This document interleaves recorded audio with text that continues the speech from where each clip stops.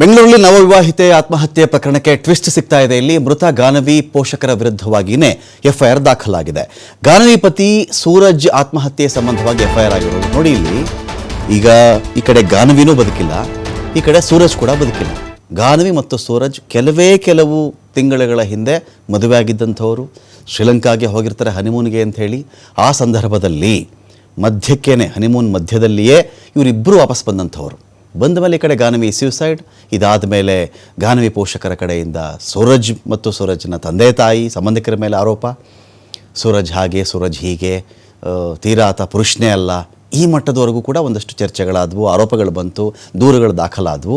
ಈಗ ನೋಡಿ, ಇಬ್ಬರು ಬದುಕಿಲ್ಲದ ವ್ಯಕ್ತಿಗಳ ವಿಚಾರಕ್ಕೆ ಸಂಬಂಧಪಟ್ಟಂತೆ ಮರಣೋತ್ತರವಾಗಿ ಸೂರಜ್ ಮತ್ತು ಗಾನವಿ ಅವರಿಬ್ಬರ ಮೇಲೂ ಕೂಡ ಮರಣೋತ್ತರವಾಗಿ ಆರೋಪಗಳ ಮೂಟೆಗಳೇ ಇಳಿತಾ ಇದೆ. ಇಲ್ಲಿ ಎಫ್ಐಆರ್ ದಾಖಲಾಗಿರೋದೇನು ಅಂತ ನೋಡಿದ್ರೆ, ಸೂರಜ್ ಸಾವಿಗೆ ಗಾನವಿ ತಂದೆ ತಾಯಿನೇ ಕಾರಣ, ಪೋಷಕರೇ ಕಾರಣ, ಇಲ್ಲ ಸಲ್ಲದ ಆರೋಪವನ್ನು ಸೂರಜ್ ಮೇಲೆ ಮಾಡಿಬಿಟ್ರು. ಈ ಆರೋಪಕ್ಕೆ ಮನನೊಂದು ಸೂರಜ್ ಆತ್ಮಹತ್ಯೆ ಮಾಡಿಕೊಂಡಿರೋದು. ಸೂರಜ್ ತಾಯಿ ಕೂಡ ಆತ್ಮಹತ್ಯೆಗೆ ಪ್ರಯತ್ನ ಪಟ್ಟಿರೋದು. ಅವರು ಚಿಕಿತ್ಸೆಯನ್ನು ಪಡ್ಕೊಳ್ತಾ ಇದ್ದಾರೆ. ರಾಧಾ, ಬಾಬುಗೌಡ, ಕಾರ್ತಿಕ್, ಮಹದೇವ, ಗಗನ್, ಶಶಿಕುಮಾರ್, ರುಕ್ಮಿಣಿ, ಅಭಿಲಾಷ್, ಅಭಿಷೇಕ್ ವಿರುದ್ಧವಾಗಿ ಇದೀಗ ಕೇಸ್ ದಾಖಲಾಗಿರೋದು. ಮಾನಹಾನಿಕರ ಆರೋಪಗಳಿಂದ ಮನನೊಂದು ಸೂರಜ್ ಅನ್ನೋ ವ್ಯಕ್ತಿ ಇಲ್ಲಿ ಆತ್ಮಹತ್ಯೆ ಮಾಡಿಕೊಂಡಿದ್ದು. ವಾಸ್ತವದಲ್ಲಿ ಸೂರಜ್ ಏನೂ ತಪ್ಪು ಮಾಡಿರಲಿಲ್ಲ.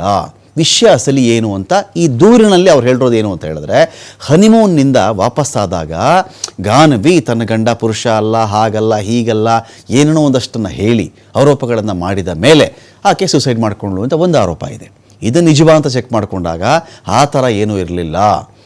ಈ ಗಾನವಿಗೆ ಒಂದು ಪ್ರೀತಿ ಇತ್ತು, ಮದುವೆಗಿಂತ ಮುಂಚೆ ಒಂದು ಪ್ರೀತಿ ಇತ್ತು. ಸೊ ಹಾಗಾಗಿ ಆ ಪ್ರೀತಿ ವಿಚಾರ ಹನಿಮೂನ್ ವೇಳೆಯಲ್ಲಿ ಮಧ್ಯದಲ್ಲಿಯೇ ಆ ಪ್ರೀತಿ ವಿಚಾರ ಆಚೆ ಬಂದಿದೆ. ಇದರಿಂದ ಇಬ್ಬರೂ ಕೂಡ ಹನಿಮೂನನ್ನು ಮೊಟಕುಗೊಳಿಸಿ ಅಲ್ಲಿಂದ ವಾಪಸ್ ಆಗ್ಬಿಟ್ರು. ಹರ್ಷ ಎಂಬಾತನನ್ನು ಪ್ರೀತಿ ಮಾಡ್ತಾ ಇದ್ದೀನಿ, ಅವನನ್ನೇ ಮದುವೆ ಆಗ್ತೀನಿ ಅಂತ Ganavi ಹೇಳಿದ್ದರಂತೆ, with due respect.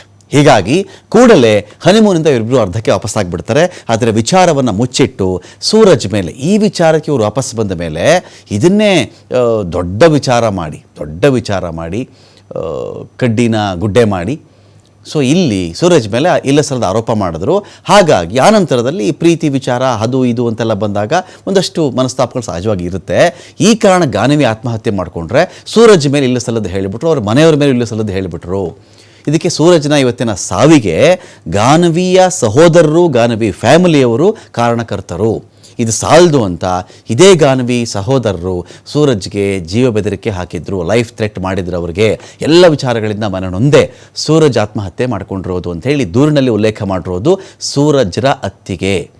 Suraj ತಾಯಿ ಜಯಂತಿ ಕೂಡ ಆತ್ಮಹತ್ಯೆಗೆ ಟ್ರೈ ಮಾಡಿದ್ರು ಅಂತ ಉಲ್ಲೇಖ ಇದೆ. ಈ ಬಗ್ಗೆ ಸೂಕ್ತ ಕಾನೂನು ಕ್ರಮ ಆಗಬೇಕು ಅಂತ ಇದೀಗ ದೂರು ಬಂದಿರೋದು. ವಿದ್ಯಾರಣ್ಯಪುರ ಪೊಲೀಸ್ ಠಾಣೆಗೆ ಸಂಜಯ್ ಪತ್ನಿ ದೂರು ಕೊಟ್ಟಿದ್ದಾರೆ. ದೂರು ಪಡೆದು 9 ಜನರ ವಿರುದ್ಧವಾಗಿ ಎಫ್ಐಆರ್ ದಾಖಲು ಮಾಡಿಕೊಂಡಿದ್ದಾರೆ ಪೊಲೀಸರು. ಡೀಟೇಲ್ಸ್ ಕೊಡೋಕ್ಕೆ ಸಂತೋಷ್ ಇದ್ದರೆ ಸಂತೋಷ್. ಈಗ ಈ ಕಡೆ ಒಂದು ಕಡೆ ಗಾನವಿ ತೀರ್ಕೊಂಡಾಗ ಸಹಜವಾಗಿಯೇ society sympathy towards female only. ಅನೇಕ ಸಂದರ್ಭಗಳಲ್ಲಿ ಒಂದು ಮದುವೆ ಕೇಸಲ್ಲಿ ಹೆಣ್ಣು ಮಗು ವರದಕ್ಷಿಣೆ ಕಿರುಕುಳ ಆಯಿತು, ಸತ್ತು ಹೋದರು, ಅತ್ತೆ ಮಾವ ಹೊಡೆದು ಬಿಟ್ಟರು, ನನಗೆ ಸೀಮೆಣ್ಣೆ ಸೊರಿಯಕ್ಕೆ ಬಂದರು, ತೊಂದರೆ ಕೊಟ್ಟರು, ಬೈದರು, ಈ ಥರದ ವಿಚಾರಗಳು ಬಂದಾಗ ಯಾವಾಗಲೂ ಸಮಾಜದ ಸಿಂಪತಿ, ಸಮಾಜದ ಒಂದು ಕರುಣೆ ಇರೋದು ಹೆಣ್ಣು ಮಕ್ಕಳ ಕಡೆನೇ. ಈ ಒಂದು ವರ್ಷನ್ ಆದಮೇಲೆ ಪಾಪ ಇವರು ಪರಾರಿ ಆಗೋ ಪರಿಸ್ಥಿತಿ ಬಂತು. ಯಾರು? ಸೂರಜ್ ಮತ್ತು ಅವರ ತಾಯಿ, ಅವರ ಫ್ಯಾಮಿಲಿಯವರು. ಇರಬಹುದೇನೋ ಈ ಕಡೆ ಈ ಥರ ಆದಮೇಲೆ ಅವರೇನೋ ಅಲ್ಲಿ ಮನೆ ಬಿಟ್ಬಿಟ್ಟಿದ್ದಾರೇನೋ ಅಂತ ಜನ ಭಾವಿಸಿದ್ರು ಸಹಜವಾಗಿ. ಆದರೆ ಇಡೀ ಕೇಸ್ಗೆ ಈಗ ಸೂರಜ್ ಗಂಡಸೇ ಅಲ್ಲ ಎನ್ನುವರೆಗೂ ಕೂಡ ಆರೋಪಗಳು ಕೇಳಿ ಬಂದು ಅವತ್ತಿಗೆ. ಈಗ ನೋಡಿದ್ರೆ ಇದೇ ಗಾನವಿಗೆ ಹಿಂದೆ ಒಂದು ಪ್ರೀತಿ ಇತ್ತು ಹರ್ಷ ಅನ್ನೋ ವ್ಯಕ್ತಿಯ ಬಗ್ಗೆ. ಸೊ ಆ ಪ್ರೀತಿ ವಿಚಾರ ಹನಿಮೂನ್ ವೇಳೆ ಬಯಲಾಗಿ ಇವರಿಬ್ಬರು ವಾಪಸ್ ಬರಲಾಯಿತು ಅಂತ ಬಂದಿದ್ದಾರಲ್ಲ. ಈಗ ವಾಟ್ ನೆಕ್ಸ್ಟ್ ಅಂತ ಈಗ ಸಂತೋಷ್?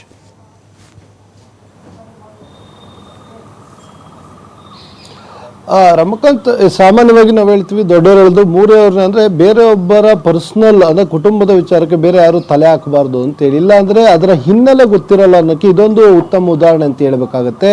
ಏನು ಗಾನವಿ ಆತ್ಮಹತ್ಯೆ ಮಾಡಿಕೊಂಡ ನಂತರ ಇಡೀ ಅವರ ಸಹೋದರರು ಇರ್ಬೋದು, ಸಂಬಂಧಿಕರು, ಗೆಳೆಯರು, ಸೊ ಅವ್ರಿಗೆ ಗೊತ್ತಿರೋ ಎಲ್ಲರೂ ಕೂಡ ದೊಡ್ಡ ಮಟ್ಟದ ಪ್ರೊಟೆಸ್ಟನ್ನು ಮಾಡಿದ್ರು, ಮೃತದೇಹವನ್ನು ತೆಗೆದುಕೊಂಡು ಹೋಗಿ ಇಟ್ಕೊಂಡು ಮನೆ ಮುಂದೆ ಗಲಾಟೆಯನ್ನು ಮಾಡಿದ್ರು, ಒಂದು ದೊಡ್ಡ ಹೈಡ್ರಾಮಾ ಕೂಡ ನಡೆದಿತ್ತು. ಸೊ ಆದರೆ ಅದರ ಹಿಂದೆ ಏನಾಗಿತ್ತು ಅನ್ನೋದು ಯಾರಿಗೂ ಗೊತ್ತಿಲ್ಲ. ಆಕೆ ಪ್ರಾಣವನ್ನು ಕಳ್ಕೊಂಡಿದ್ದು, ಅದು ಕಾರಣ ಇವನು ಗಂಡಸೇ ಅಲ್ಲ ಅಂತ ಹೇಳಿ ಕೂಡ ಅವರು ಆರೋಪವನ್ನು ಮಾಡಿದ್ರು. ಆದ್ರೆ ಈಗ ಮತ್ತೊಂದು ಅವರ ಮೇಲೆ ಪ್ರತ್ಯಾರೋಪ ಬಂದಿರುವಂತದ್ದು, ದೂರು ಕೂಡ ದಾಖಲಾಗಿದೆ, FIR ಮಾಡಿದ್ದಾರೆ ವಿದ್ಯಾರಣ್ಯಪುರ ಪೊಲೀಸರು.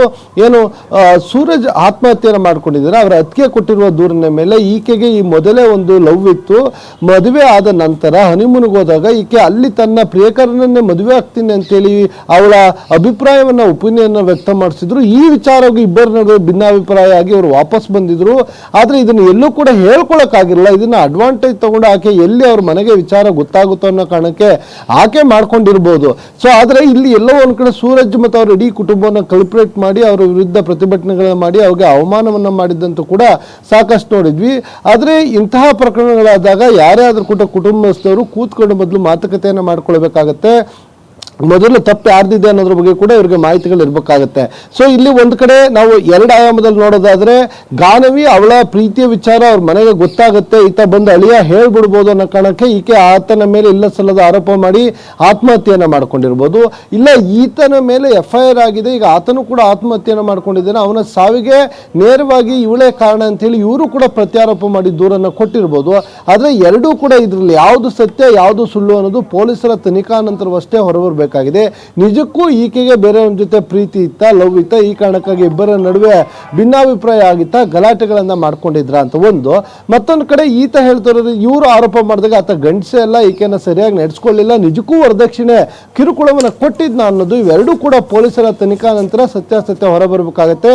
ಇದಾದ ನಂತರ ಯಾರು ನಿಜವಾದ ಕಲ್ಪ್ರಿಟ್ಗಳು ಅಂತ ಗೊತ್ತಾಗುತ್ತೆ. ಆದ್ರೆ ಎರಡೂ ಕುಟುಂಬಗಳ ಗಲಾಟೆಯಲ್ಲಿ ಬಡಿದಾಟದಲ್ಲಿ ಒಟ್ಟು 2 ಜೀವಗಳು ಹೋಗಿರೋದು ಮಾತ್ರ ಸತ್ಯ. Ramakant, thank you Santosh.